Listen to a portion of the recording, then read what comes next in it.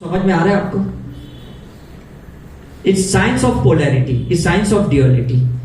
जब आप बहुत तकलीफ में हो और तब आप किसी की मदद कर रहे हो ना, वो आदमी आपको हमेशा याद रखेगा। Is it right? जो लोग झोपड़पट्टी में रहते हैं ना, स्ट्रगल कर रहे हैं खाने पीने के लिए, और वो जब किसी की मदद करते हैं ना, तो लोग उनको हमेशा याद रखते हैं, क्योंकि वो बेचारा खुद भी तो स्ट्रगल कर रहा है। अब धारावी में देखो ऐसे कितनी झोपड़पट्टियां हैं यहाँ पे। Is it right? तो ये चीज समझ लो कि हमें जो भी तकलीफें हो रही ना, उस तकलीफ में उसके लिए एक्सट्रीम पॉजिटिव सोचना है और दिल से सोचना है। शुरू में मुश्किल लगेगा कि नहीं? क्यों लगेगा? क्योंकि रोज उसके लिए हम अंदर से आ निकाल रहे हैं। तो रात को सोने से पहले ना उसको फॉरगिव करो। ये आपका रिग्रेशन हो गया कि भाई मैंने तुझे माफ कर दिया और मैं तुझसे भी माफी मांगता हूं, तू भी मुझे माफ कर दे। तो एक दिन ऐसा आएगा ना कि उसको आपकी मन की बात समझ में आएगी। ये ताने वाली सिस्टम ही खत्म हो जाएगी। ये जो पैटर्न आपने बनाई है ना, फाइट वाली, फ्रिक्शन वाली, ये सब खत्म हो जाएगी आपकी। Is it clear? So I hope आप समझ गए हो कि हमारे हर एलिमेंट में से हमें एक्सट्रीमिटीज निकालनी है। हर एलिमेंट में से, अर्थ एलिमेंट में से निकालनी है। ज्यादा कोई मतलब चीजों को पकड़ने के लिए, वस्तुओं को, ऑब्जेक्ट को पकड़ने के लिए कोशिश मत करो। ज्यादा कुछ हासिल करने की कोशिश मत करो, because at the end of the life कोई चीज आप लेके नहीं जाने वाले हो। समझ में आ रहा है कि नहीं? कोई नहीं। आप जाओ बनारस में और वहां पे जो आप देखते हो मणिकरण, नहीं क्या नाम है, मणिकरण, मैं हमेशा जाता हूं साल में 2-3 बार। जस्ट इसलिए जाता हूं क्योंकि मुझे वो ग्राउंडिंग पसंद है। वो अंत देखने की मुझे बहुत इच्छा होती है और मैं वहां उनको जाके हील करता हूं कि कैसे लोगों की लाइफ है। 70-80 साल स्ट्रगल करते और आधी जलाते, आधी रह जाती है और ऐसे ही फेंक देते हो। Is it right? यूएस में आपको पता है सिस्टम कैसी है? किसी को पता है? बहुत खतरनाक सिस्टम है। मुझे अभी पिछले 3 साल पहले पता चली। आपको ना प्रॉपर्टी बाय करनी पड़ती है खुद को दफनाने के लिए, और उसके लिए आपको हर मंथ का हर इंस्टॉलमेंट पे करना पड़ता है, और वो बहुत बड़ा अमाउंट होता है। It starts from $25,000। मेरे जो वहां कार्यकर्ता हैं, जो मेरी सिस्टम चलाते हैं, वो वहां के बहुत बड़े मतलब एक पोस्ट पे हैं जो ये पूरा सिस्टम संभालते हैं। उन्होंने मुझे बताया कि लोगों को हर महीने वहां पे पेमेंट EMI पे करना पड़ता है, किस्तें पे करना पड़ता है, कि भाई मरने के बाद उसको वो प्रॉपर्टी मिले। और उसमें भी वो चॉइस होती है कि भाई आपको $20,000 वाला प्रॉपर्टी चाहिए, 25,000 वाला, कि $1,00,000 वाला चाहिए। तो आदमी मतलब मरने के लिए भी एक जगह चुनता है। इंडिया में तो फ्री है, जाओ आओ सब फ्री है। इंडिया में है। कितने डॉलर बच गए आपके? परचेस करते हैं $20,000 देखो बच गया। शिया मुस्लिम्स करते हैं। Is it right? तो आप सोचो, हमें तो जीना मुश्किल है, वहां तो मरना मुश्किल है।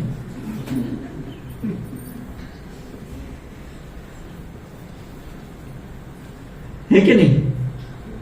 मतलब इसलिए वहां पे बच्चा जब 7th स्टैंडर्ड में आता है ना, तो वो पेरेंट्स को छोड़ के जाता है, क्योंकि पता है पेरेंट्स कभी भी जाएंगे तो यार ये इंस्टॉलमेंट पे करना पड़ेगा। मतलब कितना शातिर दिमाग है। Is it right? तो इसलिए पेरेंट्स अपना इन्वेस्टमेंट करके जाते हैं।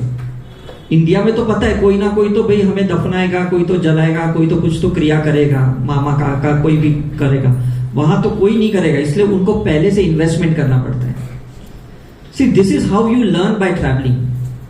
और लाइफ में सिर्फ ट्रैवल करना है, सीखना है, समझना है, सीख लेनी है, और कुछ भी नहीं है। ज्ञान आपके साथ चलेगा और कुछ नहीं चलेगा। आप BHU में जाओ, बनारस यूनिवर्सिटी में, वहां पे जो शिवा की लाइट है, जो पोटेंशियलिटी है, जो विजडम है, जो मां सरस्वती वहां जो फ्लो होती है ना, वहां सिर्फ बैठो काशी विश्वनाथ में और देखो आपको क्या ज्ञान मिलता है। एक जगह पे ज्ञान भी मिल रहा है और एक जगह पे लोग दफनाते भी हैं।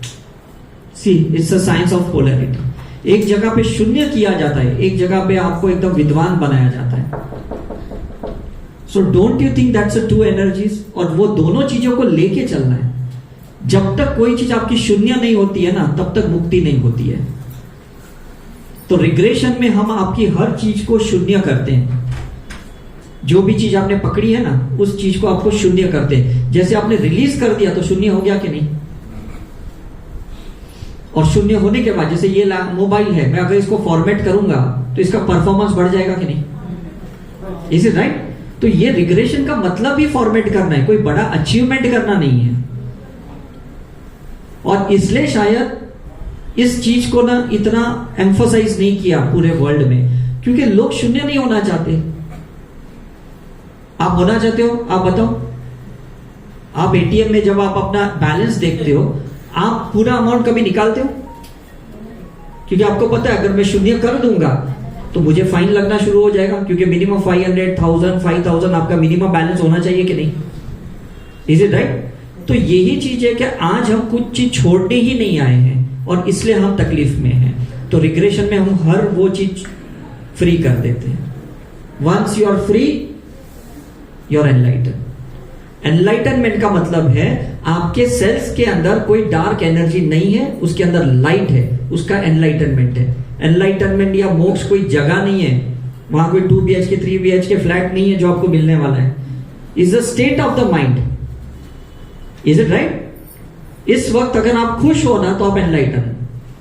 इस वक्त आप मुझे सुन रहे हो और आप समझ रहे हो और आपको अच्छा लग रहा है ना, तो इसका मतलब आप एनलाइटन। ठीक है? बाहर जाने के बाद आप किसी के साथ लड़ते हो ना, आपका वहीं पे कैंसिल हो गया एनलाइटनमेंट, क्योंकि आप डार्क में आ गए, लाइट से अलग हो गए। तो be happy, be peaceful, be always joyful person, then you are enlighten. Is it okay? So before I end any question, अगर कुछ क्वेश्चन पूछना है तो पूछ सकते हो। यस?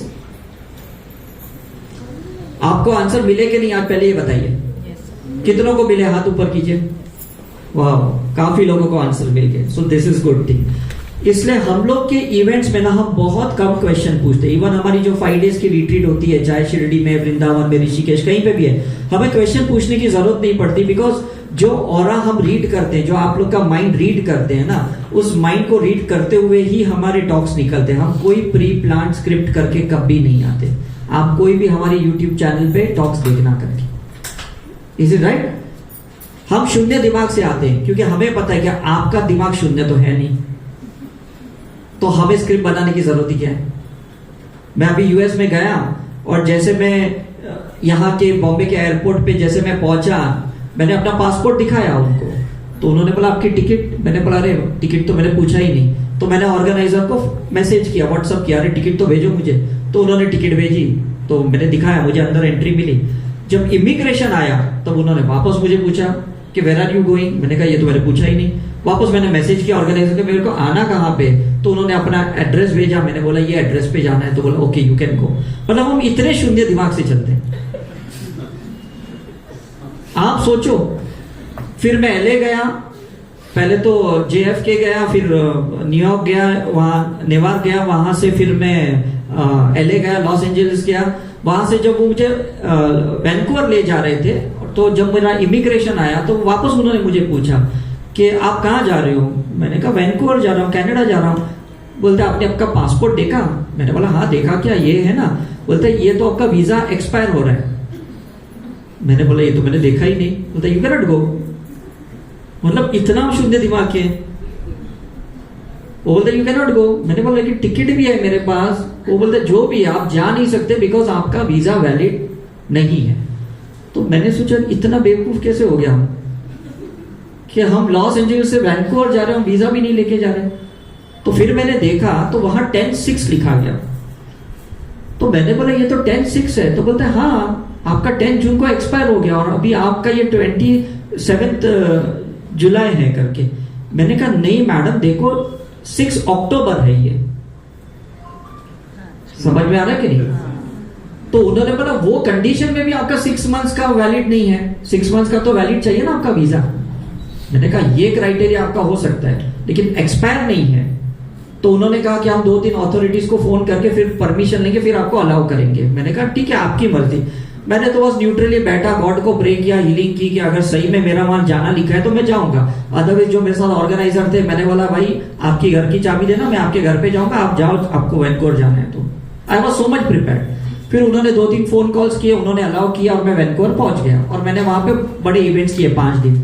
फिर वापस मैं एलए में आया, फिर वहां से मुझे ब्रैम्पटन जाना था, टोरंटो जाना था। फिर वही इशू खड़ा हो गया, वहां के इमिग्रेशन वाले जाने ही नहीं दे, बोलते आपका तो वीजा एक्सपायर हो रहा है, 6 महीने का वैलिड नहीं है।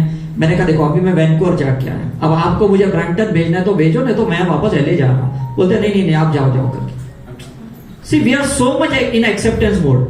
समझ में आ रहा है? टिकट भी हाथ में थी, पैसा भी पे किया, सब इवेंट भी है, हॉल भी वहां बुक किया था, सब कुछ, रजिस्ट्रेशन भी सब कुछ था, लेकिन तो भी हम इतने न्यूट्रली वहां बैठे थे कि भाई मिला तो ठीक है, ना तो क्या टूटने वाला है। बोल देंगे भाई नहीं हुआ तो नहीं हुआ। Is it clear? जब बुलुड में यहाँ पे जो ट्रैवल एजेंट है वहां मैं पूछ के गया था कि ये मेरा वीजा है, क्या मुझे रिन्यू करके जाना है कनाडा के लिए? बोलते हम नहीं बता सकते, वो तो वहां जाने के बाद ही आपको पता चलेगा। तो कितनी चीजें अनसर्टेन है लाइफ में। Accept that uncertainty, that's the life.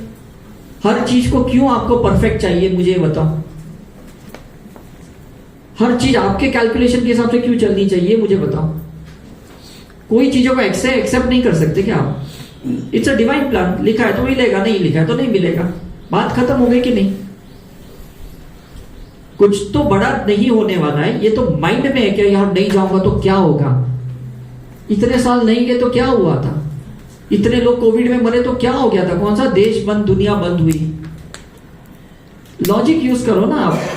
ये हम सोचते कि ये नहीं होगा तो कितना बड़ा नुकसान होगा। नुकसान दिमाग में है, दुनिया में नहीं है। Is it clear? हम सोचते यार पानी नहीं मिलेगा मर जाएंगे, खाना नहीं मिलेगा मर जाएंगे।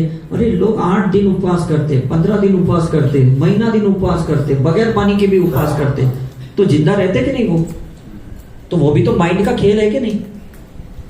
Is it right?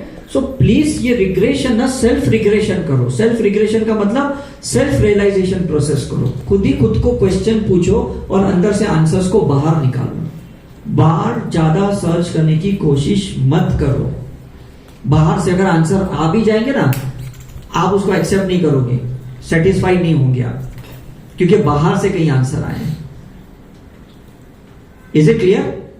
तो जितना हो सके स्पिरिचुअल प्रैक्टिस करो, योगा करो, मेडिटेशन करो, हीलिंग करो, जो भी कर सकते हो, जो भी गुरु के साथ आप जुड़े हुए हो, चैंटिंग करते हो, गायत्री मंत्र चैंट करते हो, करो, लेकिन पूरे ध्यान से करो, मन लगा के करो, और वहीं से आपको आंसर बाहर आएगा। हम भी उस टाइम पे मंत्र चैंट करते हैं, इन्वोकेशन करते हैं, भगवान का नाम लेते हैं, लाइट को इन्वोक करते हैं, एंजल्स को इन्वोक करते हैं और आपकी रिग्रेशन करते हैं, तो चीजें वही काम आती है। Is it right? आप जब हॉस्पिटल में एडमिट होते हो ना, कोई फाइजर कैडिला आपके पास नहीं आता है, वही दवाई आती है जो मेडिकल स्टोर में मिलती है। दवाई तो वही मिली कि नहीं आपको? तो जो कर्म हो सकता है जितना जल्दी क्लियर करोगे तो अच्छा है। इंटरेस्ट के साथ जब ये कर्म क्लियर करना पड़ेगा ना, बहुत महंगा गिरेगा आपको। अब समझ में आ रहा है? उसको चढ़ने मत दो ऊपर, उसको जितना जल्दी हो सके शून्य कर दो। शिवा को मानते हो तो शून्य को मानो, और शून्य को मान लिया तो कोई प्रॉब्लम नहीं। चल ये मेरा है, आज तेरा है, ले ले, मैंने बहुत इसके साथ एंजॉय किया, ये चीज के साथ अभी तू एंजॉय कर, बात खत्म हो गई। तो हो गए कि नहीं शून्य? और जब शून्य हुआ तो और कुछ मिलेगा, और नहीं किया तो कुछ भी नहीं मिलेगा। Okay, so thank you very much. आपने सबने इतना टाइम दिया, इतना कॉपरेट, इतना ध्यान से सुना। आई होप सबने एंजॉय किया कि नहीं? Thank you very much, God bless you.